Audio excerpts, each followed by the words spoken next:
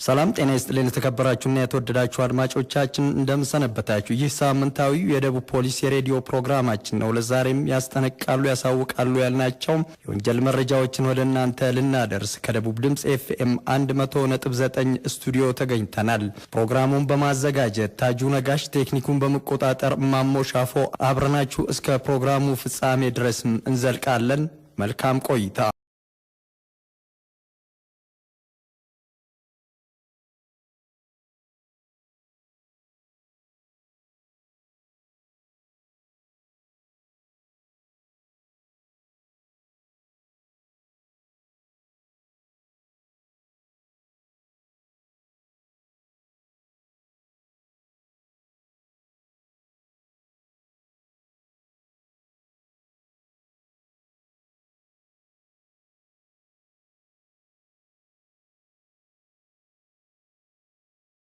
በክልላችን በሃዲያ ከምባታ ዞኖች በህገወጥ መንገድ ወደ ደቡብ አፍሪካ መሰደድ ከተጀመረ ዓመታት ተቆጥረዋል። በስደት ጥቂቶች የተሻለ ህይወት መምራታቸውን እንጂ ከኬንያ እስከ ደቡብ አፍሪካ በሚደረገው ህገወጥ ጉዞ እንደወጡ ሳይመለሱ የቀሩ በርካቶች ቢሆኑም መከራና እንግልቱ ዛሬም ድረስ ከግምት ሳይገባ ቀርቶ ስደቱ ዛሬም ድረስ ቀጥሏል።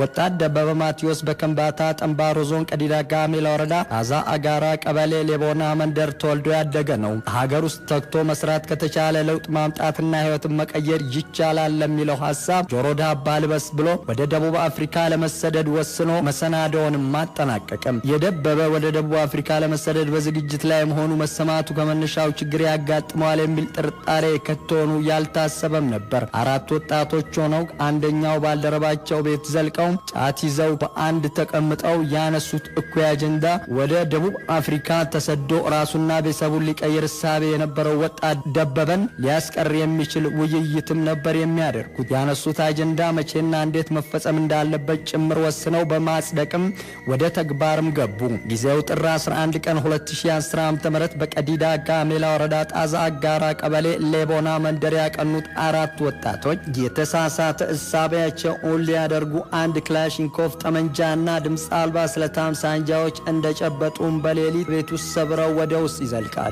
ሳሎን ተኝቶ የነበረው ኃይሉ ማቴዎስ የተባለው ወጣትም በድንጋጤ ተነስቶ ጩኸቱን ቢያቀልጠውትም ፍሽ እንዳይለም ያስጠነቅቁታል። በእንቅልፍ ልብ ሆኖ በነገሩ የተደናገጠው ወጣት ጩኸቱን አላቋርጥ ቢል በስለት ጀርባው ላይ የሚያሳርፉበታል። ደሙ ሲቀዘቅዘው፣ ህመሙ ሲጠዘጥዘው ራሱን ለመከላከል ተንፈራገጠ። ክላሽ የታጠቀው ወንጀለኛ ጥይት አፋውን ሰብሮም ያሳርፈዋል።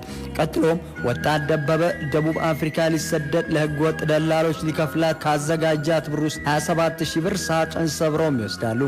በሁኔታው የተደናገጠችው የቤቷ ህፃን ልጅ ሾልካ ከቤት ስትወጣ ከውጭ ሆኖ ነገሩ ለመቆጣጠር የቆመ ሌላኛው ዘራፊ ታዳጊዋን ወደ ቤት ተመልሳ እንድትገባ ቢያስፈራራትም እሷ ሮጣ ወደ አጎቷ ቤት ታቀናና የሆነውን ሁሉ በጩኸትና በዋይታም ታስረዳለች።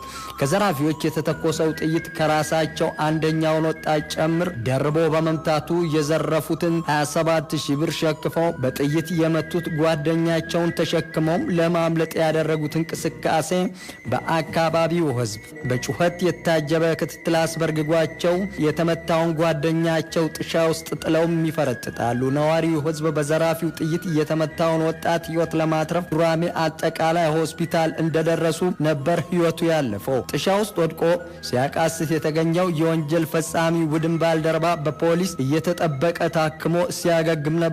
ፖሊስ ምርመራው ማጣራቱ አጠናክሮ የቀጠለው አንደኛ ተከሳሽ ሱልጣን ሪባቶ ሟችንና ሁለተኛ ተከሳሽን በጥይት መምታቱ መሰለ ዘውዴ፣ አለሙ ታረቀኝና ታምራት እስጢፋኖስ የተባሉት አባሪ ተባባሪ የሆነው የአንድ ሰው ህይወት በማጥፋትና 27000 ብር በመዝረፍ ከባድ የውንብድና ወንጀል መፈጸማቸው ክስ ተመስርቶባቸዋል። ሁለተኛው ተከሳሽ ከዚህ በፊትም በተመሳሳይ ወንጀል ተግባር የተሳተፈና ከዱራሜ ማረሚያ ተቋም ያመለጠ መሆኑ በመረጋገጡ በሞት እንዲቀጣ፣ አራተኛ ተከሳሽ በ20 ዓመት ጽኑ እስራት እንዲቀጣ፣ እጃቸው ያልተያዙ አንደኛና ሶስተኛ ተከሳሾች በእድሜ ልክ እስራት እንዲቀጡ የከምባታ ዞን ከፍተኛው ፍርድ ቤት ውሳኔ አሳልፏል። ወጣት ደበበ ወደ ደቡብ አፍሪካ ለመሰደድ በሐሳብም በገንዘብ ያደረገው መሰናዶ በሚስጥር አለመያዙ የወንድሙን ሕይወት የቀማ የወንጀል ዜና ማስደመጡ ነገር ዓለማችን ይፋ እያደረግን በራሳችን ላይ ወንጀለኛ ከመጋበዝ መቆጠቡ ተገቢነት እንዳለው ያሳየናል። በሌሉበት የዕድሜ ልክ ቅጣት የተወሰነባቸው ሱልጣን ሪባቶና መሰለ ዘውዴን ፖሊስ ያልተቋረጠ ክትትል በማድረግ እጃቸው ይዞ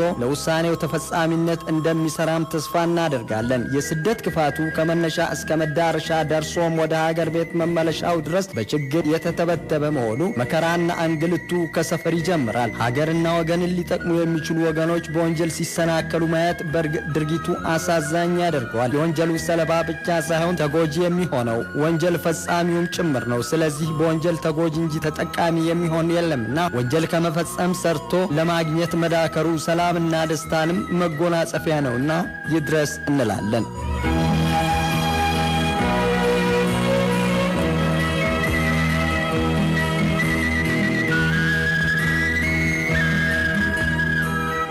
በቤንች ማጂ ዞን ጉራ ፈርዳ ወረዳ በርጅ ቀበሌ አዲስ ዓለም መንደር ነዋሪ የሆኑት ጎልማሳ 3 ወንድና 3 ሴት ልጆችን ወልደው ከብደው ከኖሩበት ሰፈር በዚህ ሰው ላይ ደረሰ ተብሎ የተነገረው ዜና የመንደሩን ነዋሪ ያሳዘነና ያነጋገረ የአንድ ሰሞን አጀንዳ ሆኖም አልፏል። 6 ልጆቻቸውን አስተምረው ለማተለቅ በጥሩ ስብዕና አሳድገው ለቁም ነገር ለማብቃት ያልተቋረጠ ጥረት ያደርጉ እንደነበር የሚነገርላቸው አቶ ከበደ ማሞ ሶስተኛ የሆነው ወንድ ልጃቸው ከታዛዥነት ይልቅ አፈንጋጭ ሆኖ ከአባት ጎን ቆሞ እንደ መደገፍ ነቃፊ የመሆኑ ነገር ለዚህ ሰው ሐሳብ መሆኑ አልቀረም። ሰውየው በጡረታ የሚያገኙት ክፍያ ለቤተሰቡ መተዳደሪያ ብቁ የማትሆን ሆና ለተጨማሪ ገቢ መዳከራቸው እያየ በጡረታ የሚያገኙት ወርሃዊ ክፍያ ልታካፍለኝ ይገባል ሲል አባቱን አታካራ ይገጥማቸዋል። በዚህም አባትና ልጅ ጭቅጭቅ ውስጥ ይወድቃሉ። በወርሃ ታህሳስ በቀን 26 2011 ዓ.ም በአባትና ልጅ መካከል የተፈጠረው ጭቅጭቅ ተካሮ ግጭት ውስጥ ማስገባቸው ከጧቱ 1 ሰዓት ላይ ጠበቃ አድርጎ በእጁ በጨበጠው ጦር ሰንዝሮ የአባቱ ደረት ላይ ያሳርፈዋል። በፈረጠመ የወጣትነት ጡንቻው አባቱ ላይ ያሳረፈው ስለታማ ጦር አባትና ልጅ ዳግም ላይ ጨቃጨቁ ውሳኔ ያሳለፈ እርምጃ ሆኖ ሰውየው ነፍስና ስጋቸው መነጣጠላቸው እውን የሆነው በሰዓታት ልዩነት ነበር ይላል ከቤንች ማጂ ዞን ፖሊስ ሪፖርተርና ከባንት ኬስ ያደረሰን መረጃ። የሟች 3ኛ ልጅ በግድያ ወንጀሉ ተጠርጥሮ በፖሊስ ምርመራ ተጣርቶበት በአጭር ጊዜ ውስጥም በፈጸመው ድርጊት ውሳኔ ያገኛል ተብሎ ይጠበቃል። እንዲህ አይነቱ አፈንጋጭ ባህሪ ይዞ በአስተዳደጉ ብልሹ የመሆኑ ሚስጥር ከወላጆቹ አንዳቸው መምህራንና ያደገበት ማህበረሰብ የራሳቸው ድርሻ ሊኖራቸው እንደሚችል ይታሰባል። የልጅ አስተዳደግ ወደ አልተፈለገ አቅጣጫ ሲያዘምም እንዲህ አሳዛኝና አነጋጋሪ የሆነ የወንጀል ተግባር ያስደምጣልና የሚመለከታችሁ ሁሉ ጥሩ ትውልድ ለመቅረጽም የድርሻችሁ ትወጡ ዘንድ መልእክታችን ይድረስ እንላለን።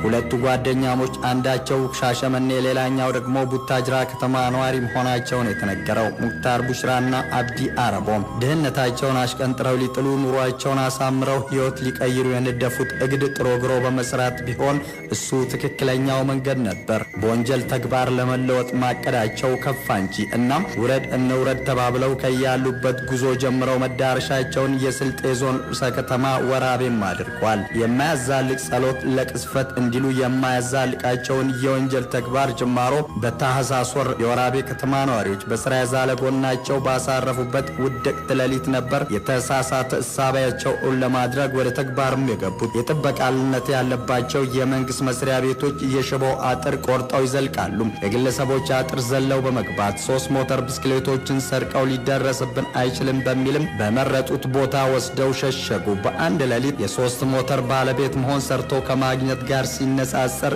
ያለው ልዩነት ከፍተኛ ነውና ጅማሯቸው ቢያስደስታቸውም የፈጸሙ ስርቆት ነውና ልባቸው ሲደልቅ እየተሳሳቁ አይዞህ መባባላቸው አልቀረም። ሙክታርና አብዲ እቅዳቸው ተሳክቷል። ውጤቱ የሚለካው ሞተሮችን ሸጠው ረብጣ ብር ወደ ኪሳቸው ሲገባ ቢሆንም አድራጎታቸው ሊጋለጥ እንደሚችል ግን አልጠረጠሩም። የሞተር ስርቆት መፈጸሙ አቤቱታ የቀረበለት የወራቤ ከተማ አስተዳደር ፖሊስም የድርጊቱ ፈጻሚዎች አድነው ለመያዝና የተሰረቁ ሞተሮችን ለመያዝም የተጠናከረ ክትትል አደረገ። የሙክታርና አብዲ እቅድ ብዙም እርቆ ሳይሸኛቸው ከሰረቋቸው 3 ሞተሮች ጋርም እጅ ከፍንጅ በወራቤ ከተማ ፖሊስ የተያዙት ከወራቤ ከተማ ሳይወጡ ነበር።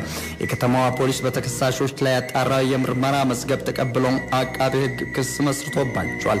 የተከሳሾቹ አድራጎት በቀረበለት ማስረጃ ያረጋገጠው የወራቤ ከተማ የመጀመሪያ ደረጃ ፍርድ ቤት ታህሳስ 11 ቀን 2011 ዓመት እያንዳንዳቸው በ15 ዓመት ከ4 ወር እንዲቀጡ ወስኖባቸዋል። ከአንድ ሰው ዕድሜ 15 ዓመታትን በወንጀል ምክንያት ተነጥቆ ወደ ማረሚያ ወርዶ እንዲታረም ሲላ ኪሳራው ሲታሰብ እቅዳቸው ሰርቶ ለመለወጥ ቢሆን ኖሮ መዳረሻቸው ወዴት ሊሆን እንደሚችል ለመገመት አዳጋች አይሆንም። ሁለቱ ጓደኛሞች ለ15 ዓመታት ወደ ማረሚያ ያወረዳቸው ጉዳይ የሞተር ስርቆት እንጂ ሰው በመግደል ወንጀል እንዳልሆነ ልብ ትሉ ዘንድም በተለያዩ አካባቢዎች በሞተር ስርቆት ለተለከፋችሁ ቀበኞች ይድረስ እንላለን።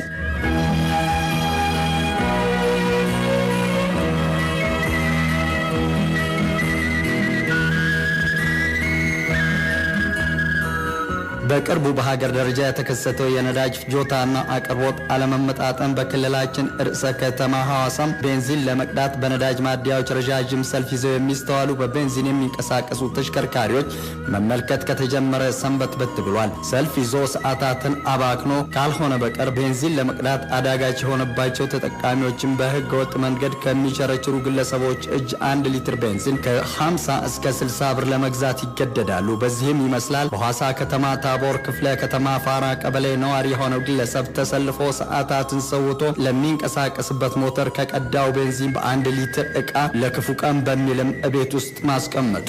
በመጠባበቂያነት እቤት ውስጥ የተቀመጠው ቤንዚን ምግብ ለማብሰል እቤት ውስጥ የተቀጣጠለ ከሰል ጋር አማካኝነትም ከቤንዚን ጋር ተዳምሮ የተነሳ እሳትም በ3 ሰዎች ላይ አደጋ አስከትሎ በቤት ውስጥ የነበሩ አልባሳትና ቁሳቁስ ማውደሙ ነው የሐዋሳ ከተማ አስተዳደር ፖሊስ የገለጸው። እሳት ወደ ሌላ ሳይዛመት መቆጣጠር የተቻለው የከተማዋ እሳት አደጋ ማጥፊያ ተሽከርካሪ ባደረገው የውሃ ርጭት መሆኑም ተነግሯል። ለነገ ይሆነኛል በሚል በ1 ሊትር ውሃ መያዣ ዕቃ ቤት ውስጥ ያስቀመጠው 1 ሊትር ቤንዚን ባስከተለው ችግር ጉዳት የደረሰበት 3 የቤተሰቡ አባላት ለማሳከም የወደመውን ንብረት ለመተካት ተከራይቶ የሚኖርበትን ቤትም መልሶ ለማስጠገን የደረሰበት ኪሳራ እስኪ አስቡት። እሳት አደጋ ማጥፊያ ተሽከርካሪ ፈጥኖ ባይደርስ ኖሮ ነገሩ ለጎረቤትም ጭምር የሚተርፍ በሆነ ነበር። ክቡራትና ክቡራን አድማጮች ቤንዚንና ሌሎች ተቀጣጣይ የሆኑ የነዳጅ ውጤቶች አደገኛነት ከግምት ውስጥ ካስገባችሁ ነዳጅ ቤት ውስጥ በማስቀመጥ በራሳችሁ ላይ ፈንጅ እንደማታጠምዱ ተስፋ አድርጋለሁ።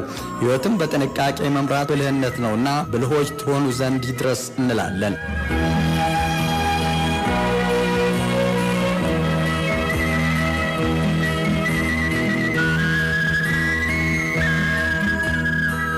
ህሊናን የሚያስት አንዳች ምትሃት ባለው ወጣት ተፈጽሞብናል ያሉት በደል ለፖሊስ ቀርበው ጉዳዩን ያሳወቁ የቤንች ማጅ ዞን የሚዛን አማን ከተማ ነዋሪዎች አቤቱታ ተቀብሎ ፖሊስ ግለሰቡን አፈላልጎ ለመያዝ ክትትል ጀምሯል። በወርሃ ጥቅምት 2011 ዓ.ም በአጋጣሚ ተገናኝታ አድራሻዋን ለአንድ ወጣት ሰጥታ እንደነበር የምትናገረው የሚዛን አማን ከተማ ነዋሪ ወጣቱ ከሌላ ጓደኛው ጋር ሆኖ በሌላ ጊዜ በእጅ ስልኳ ደውሎ ከቤት ወጥታ እንደተቀበለችውና ምሳ አብልታ ቡናማ ጠጥታ እቤቷ ውስጥ ጋብዛ ስታበቃ በቅባት ነካ አድርጎ ካደነዘዛት በኋላ 35 ግራም የአንገት ሐብል አውልቆ መውሰዱና እንደደፈራትም ጭምር ለፖሊስ ቀርባ ታሳውቃለች። ለእህል ግዢ ክፍያ ልፈጽም 13,000 ብር በፌስታል ይዤ ወደ መጋዘን በመሄድ ላይ ሳለው የእጄን ተቀብሎኝ ወደ ቤትም ዘልቄ ላፕቶፕና የአንገት ሐብል በድምሩ 63,000 ብር የሚገመት ዕቃ አደንዝዞ ተቀብሎኛል ስትል ሌላኛው የሚዛን አማን ከተማ ነዋሪ ፖሊስ ዘንድ ቀረበች። በንግድ ስራችሁ ውጤታማ ትሆናላችሁ ሲልም ከብር 1,000 እስከ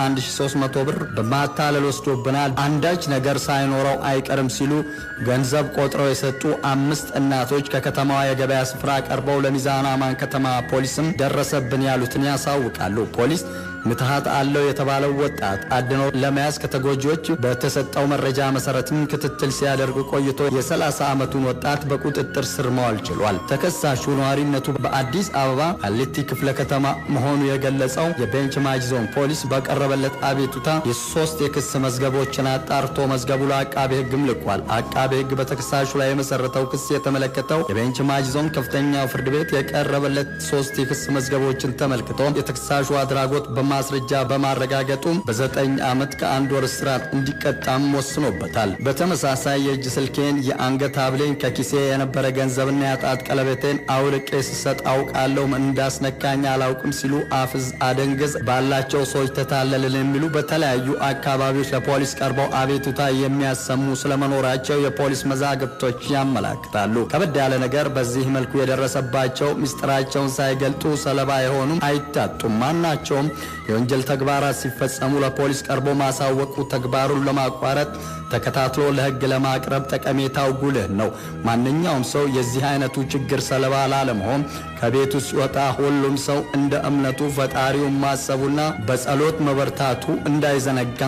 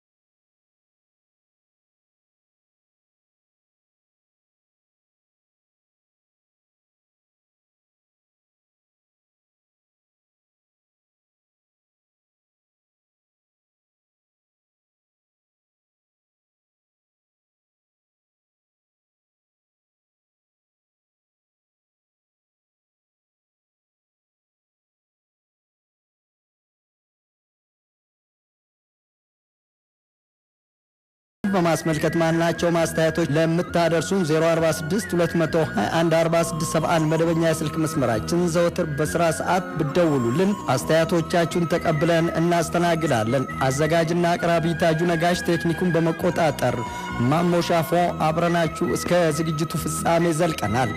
እስከ ሳምንት ጤና ይስጥልን።